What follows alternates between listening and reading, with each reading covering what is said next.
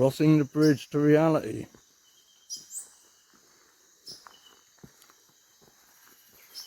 Walk and talk. Number 8, I believe. And you'll have to excuse me, I've got a face full of super spinach. Walk and talk number 8. Title of walk and talk number 8 is how most of the world got spiritually mangled.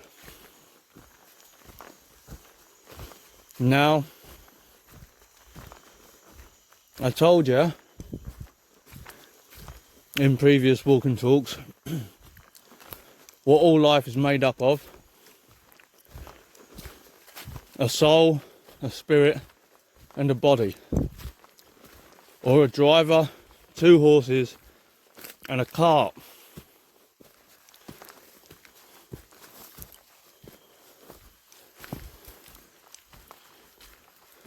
Now, those 2 horses, which represent the spirit, have been mangled. They're not listening to the driver. They're not operating the cart very calmly. Both the horses are suffering from addiction, sexual addiction, gaming addiction,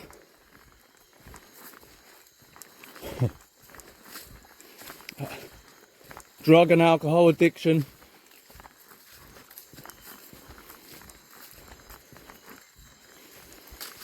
even spiritual addiction, meditations,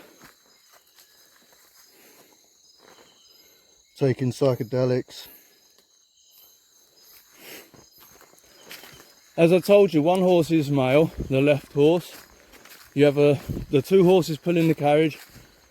Male, 1 is male, 1 is female. The left one is male, the right one is female. The left one is white, the right one is black. The left one is day, again representing masculine.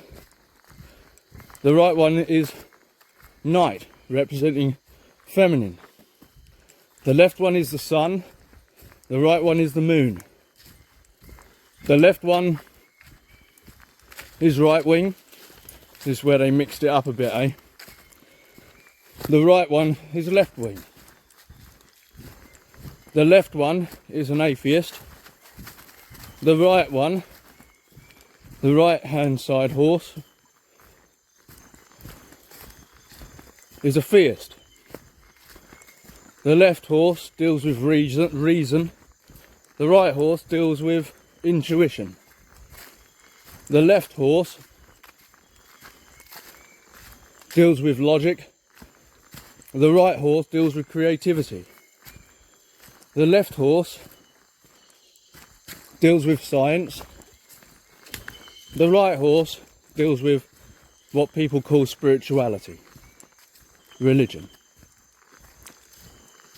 The left horse, if you've ever seen the movie Beauty and the Beast, is the beast, and the right horse is Bella.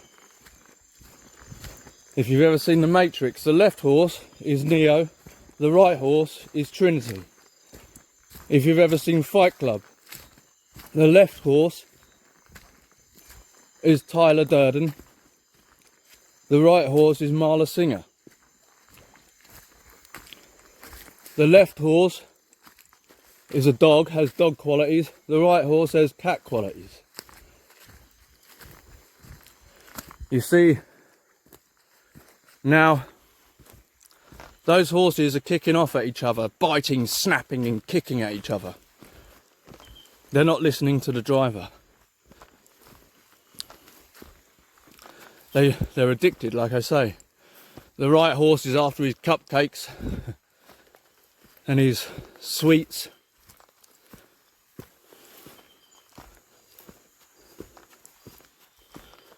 and he's kicking and snapping at the right hand horse to get those things, and the right hand horse is kicking and snapping to be more creative, to join the New Age movement, to join a religious house. Now, what I'll do when I edit this video, I'm going to put a picture up for you. A very, very famous picture that's known worldwide, and that would be the British Royal Coat of Arms. That famous picture of the unicorn and the lion. The lion. This is a great depiction of how we're in the day cycle of the larger cycle, right? Every 1,200 years, day turns to night and night turns to day. That's called revelation, as it were, or the great flood and fire occurs every 1,200 years, like a clock. Now,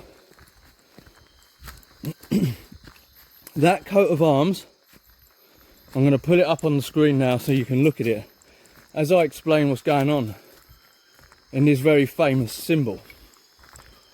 And it surprises me that there's no one else out there that's ever told you this. And I can assure you I didn't get it from anybody else's work. I'm not copying in everything I've done, everything SINE Project has spoken about. I've not got it from anyone else. I've got it from my experience, my deep studies, pain, suffering, being alone, being a hermit.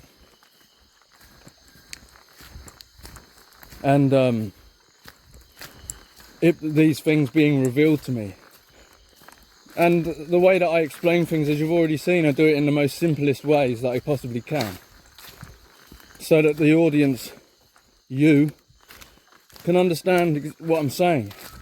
But not only understand what I'm saying, but feel what I'm saying for yourself. So here we go. Here's a classic example and symbol of how you are spiritually mangled. As you can see, you got the unicorn on the right, a feminine creature, an imaginary creature. That's your black horse. That's the black horse pulling your cart. And then on the left side, you've got a lion, a real creature, representing logic, reason, science, the hammer and nails, the physical world. The physical, not just the physical world, but the physical, representing the sun, representing a dog, and the unicorn representing intuition, creativity, imagination, spirituality. Cat, the moon, the night, and on and on and on I can go. The female. Now, we've all had those little gifts, right? When you think of somebody and then they call your phone or they knock at your door and you're just thinking about them. Or, especially when you were young, you're sat with a group of friends and a few of you just start humming a song all at the same time and you just chuckle. Yeah, it makes you chuckle. That's powers from the female horse that are coming through.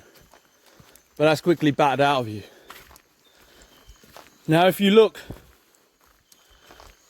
at the unicorn, it doesn't have a crown on its head.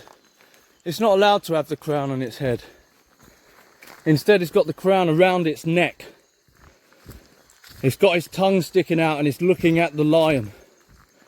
It's looking at the left side of the brain, the left horse. In agony. It looks like it's in agony. And that crown around its neck has a chain on it. And what is it chained to? You look, follow that chain down and you'll see it's chained to the physical earth. That's the female horse. That's what's happening to the female horse, or what's happened to the female horse in this world. That's why your gifts of telepathy, your natural gifts of telepathy, your natural gifts of intuition, creativity, imagination have been stunted. That is how the sorcerers at the top ordained your female horse to be ensnared and made powerless.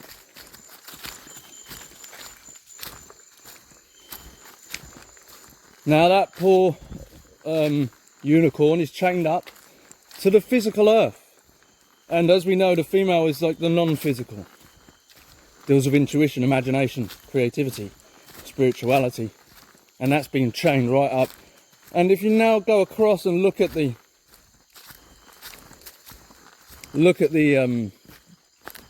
lion, he's boldly happy. He's not in any stress like the unicorn is, and he's got a crown on his head. He's not chained up at all, and he's facing you in sort of the dominant, because they've made the masculine side, the daytime side, the sun, the dog, the physical horse, the horse that deals with the physical. They've made that more prominent and more powerful and more prevalent than they have your female horse. Do you see this now? Do you see what I'm saying? This is reality, folks. I didn't just pull this from the ether. I didn't just make this up in my own head. This is being revealed to me so that I may reveal it to you.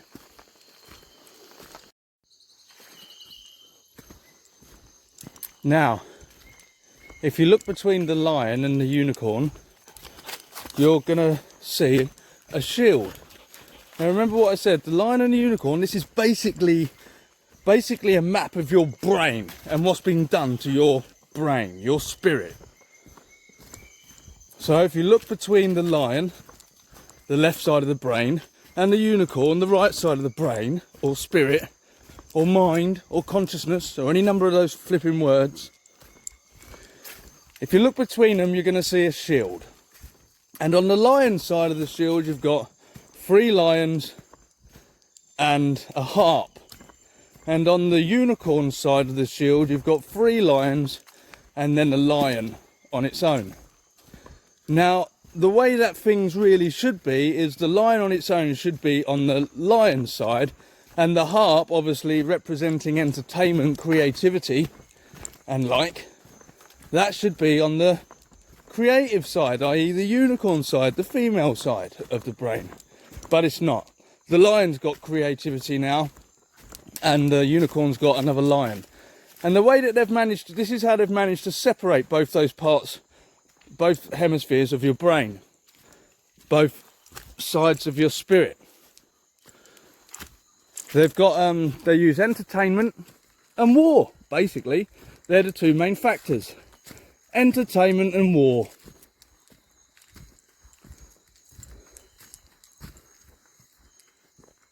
And the harps represent entertainment. And boy, don't you just get entertained. That's why they gave you football, right? That's why they gave you football. That's why they give you bread and circuses. To keep you entertained, keep you distracted, so you don't have a moment to yourself to think or ruminate. So there you have it. That's how the most of the people in the world, that's how their 2 horses, their spirits are operating today. That's how they're mangled, how they've been mangled, and a great depiction of them being mangled. And they're not done yet, the sorcerers are not done yet. Now, we're in the day cycle of the larger cycle of the 1,200 years, and when we move into the night cycle, after the great flood and fire, first comes the wars, the natural disasters, the famines, then we'll get the great flood and fire to clean the fire in the northern hemisphere, flood in the southern hemisphere, to wipe the slate clean so that humans can regenerate and the night can begin. The night cycle. Now the night cycle, you can imagine, it will look the opposite kind of. If the sorcerers do what they've done for thousands of years, crawl out from their little hovels, they normally survive these flood and fires because they know what's coming. And then they crawl out from their hovels, and it takes them a couple of 100 years for them to set up humanity again with some of the tools and knowledge that they've retained. They're like gods to humans when humans restart again. And that's where Eden comes in, because living in nature as natural human beings in nature are living in Eden. And then the snake comes out, the sorcerers come out with their tech that they've kept stored, and then they manipulate humans again, and then again the cycle goes. But in the nighttime cycle, you can imagine that symbol will look opposite, right? So instead, the lion will be chained around the neck, and the female horse will be crowned. It'll be opposite. It will look opposite. And in the night cycle, we get all of our gifts, our intuition, our foresight. We get telepathy. Today, in this physically locked down world, where you're all operating with the male spirit mainly, they don't have telepathy or anything like that. So instead of allowing your right horse to have the gifts, they've given you instant messenger in the internet to try and copy that, to try and copy those abilities which come from the female horse. Again, if you haven't watched my other videos and you're just watching this one now, it's not going to make sense to you until you watch the other videos and listen to them. That's if you're interested in reality, of course, because this is all reality. So we're about to move into that night cycle. Well, first we got the wars and, like I say, the famines, the chaos and the natural disasters, and then we get the flood and the fire. And then after that, we are in the beginning of night. And at the beginning of night, we get all of those powers of the horse, right? Of the unicorn. So we'll be more mystical, be cleaner. We'll have telepathy. We'll be able to move things, items with using our minds. We'll have mind over matter. Right now, in the daytime periods, we have matter over the mind, as it were. And that's why, after the last flood and fire, around the 8th century, either the end of the 8th century, beginning of the 9th century, when we had the last flood and fire, it took the sorcerers a few hundred years to come out from their hovels, and then they gave the natural humans their tech and knowledge of building. But the people back then who had just come out of the flood and fire, they weren't just going to jump straight into the technology that where we're at now. They weren't just going to jump into the iPhone, even though the sorcerers would have had that level of technology and nuclear technology stored. They would have had to manipulate those natural humans who made it through the last flood and fire.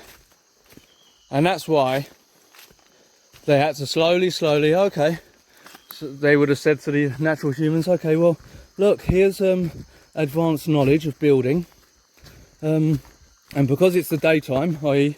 more the physical, the natural humans would have been like, oh well, thank you for this knowledge of building. What should we build to show the God, or the gods, the maker who made the flood, and whoever made that flood and fire? What can we physically build to show them our dedication? And of course, that's where you get them fantastically well built cathedrals. But even cathedrals and churches are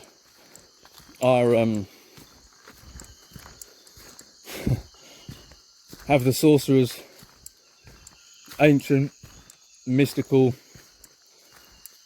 religious details in them. Like, you'll always see the face of a church. You'll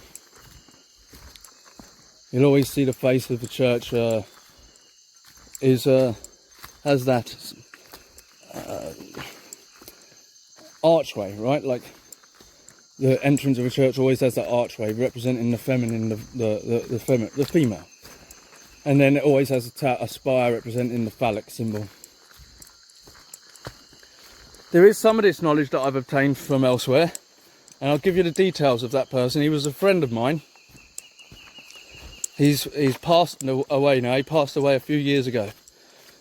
He is the greatest truth speaker of this physical world, and he knows, he was super switched on and clued up about the mystical religions, symbolism, what things meant. And his name is Alan Watt. No, not Alan Watts. Alan Watt of cuttingthroughthematrix.com. He made that website. He's got thousands of talks on there. Thousands and thousands upon hours of recordings of him talking and explaining to people in detail, very, very simply, some of the goings on here. He does a great job at it. He assisted me with my search when I began to wake up. He's a phenomenal truther, and he had absolutely no maliciousness or falseness in his way. He was incorrupt, and better still, incorruptible. He lived a very simple life, and he devoted his life to trying to tell people the truth of reality, and I commend him for that, because he is the best truth speaker out there. Unbelievable guy. Scottish guy, okay? Alan Watt from cuttingthroughthematrix.com. If you're interested in knowing the truth of reality, you should listen to him. My beautiful birds have heard me. Listen. Woo! Woo! Woo! Woo!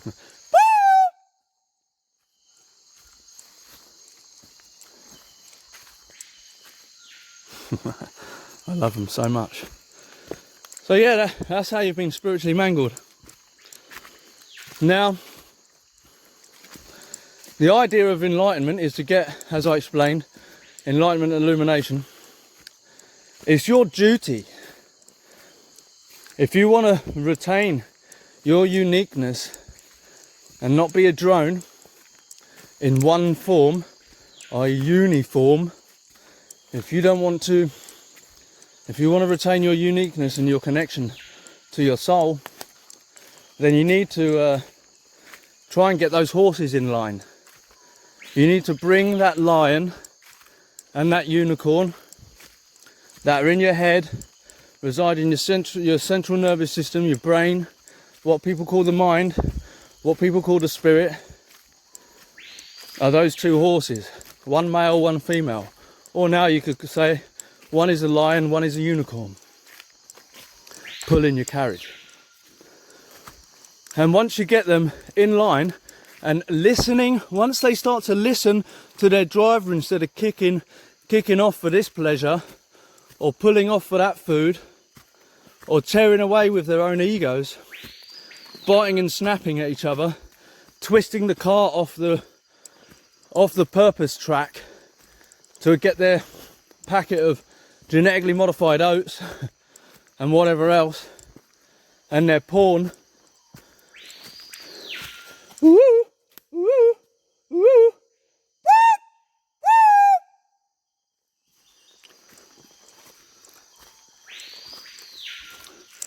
Once you get those horses in line and operating, then you will your life will be much better, and you'll be operating properly. You'll be illuminated. That's what the idea is behind the film Beauty and the Beast. If you notice, finally, when Bella connects with the beast, Bella's on the right, the beast is on the left, and they entwine, start to spin, and then the magic happens and he transforms into a prince.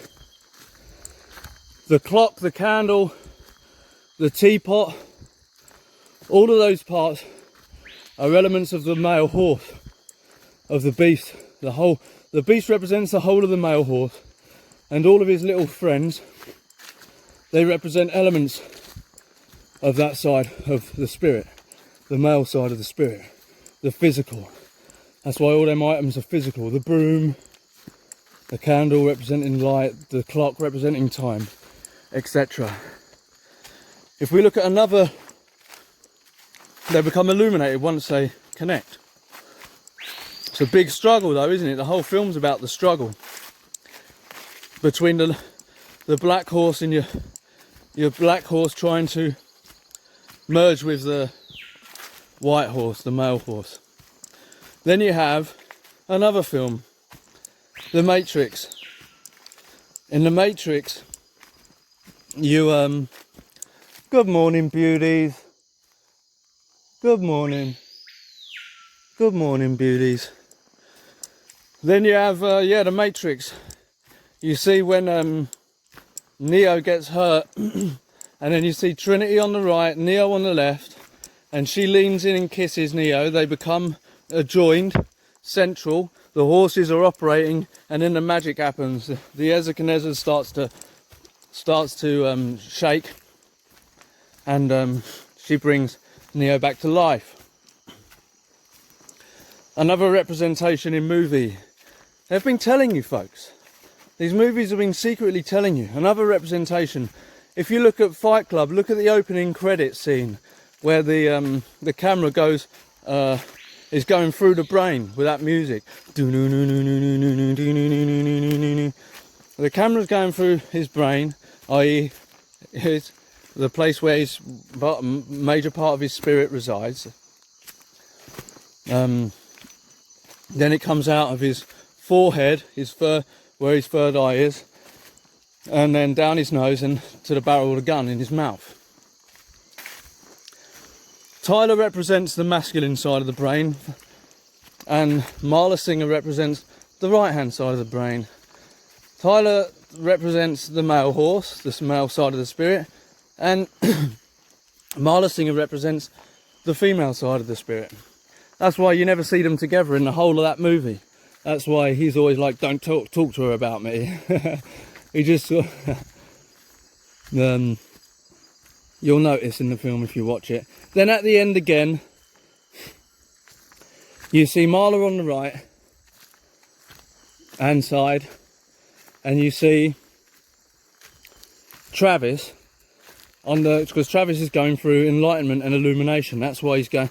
That's why the whole film's about. He's going through his process of that, and his male horse gets a little bit carried away in the form of Tyler, and that's why all the other fighters are like, you are Tyler Durden. Anyway, at the end you see Marla Singer on the right and Travis on the left, and then when they join hands, that's when the magic starts to happen and the buildings start to fall. because he's become illuminated. He's joined the two. And that's what opens up that third eye, that inner eye.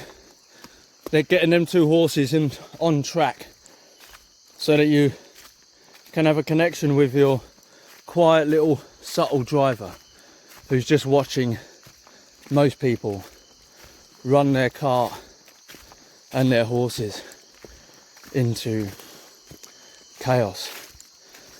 And many people are given suppressants for their horses in the form of pharmaceutical, psychological, psychiatric drugs, and those drugs basically they're a chemical lobotomy. People have been chemically lobotomized. The jabberoos have been used for that as well.